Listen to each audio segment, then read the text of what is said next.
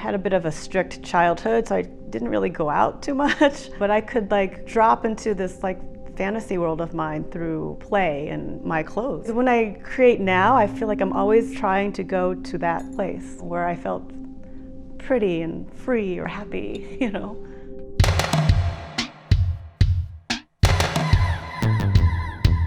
KKIBO comes from the Japanese word for hope.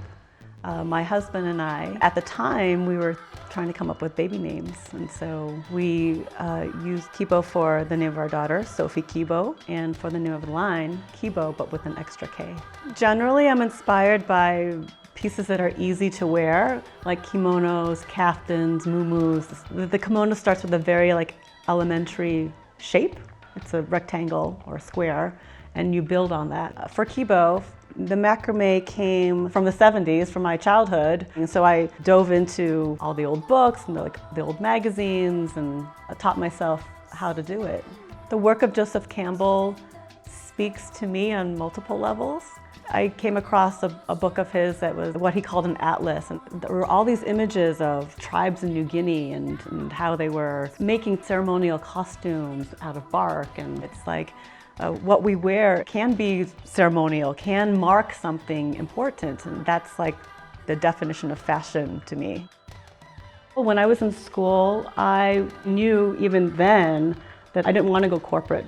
I didn't want to be design director at a big place because it isn't about production, it isn't about quantity. It's more me telling a story, me exploring a story, than to be concerned about a bottom line.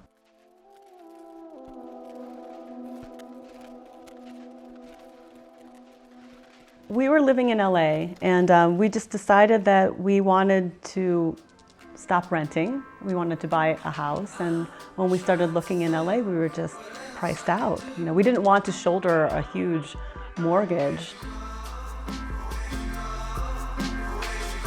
I love the freedom to be able to take my daughter to school, then work, and she's integrated into my day, and that's like so important to me. I think that living in the city, there is that danger, if you will, of seeing too much of the same thing and being influenced by that and not being able to hear your own voice clearly.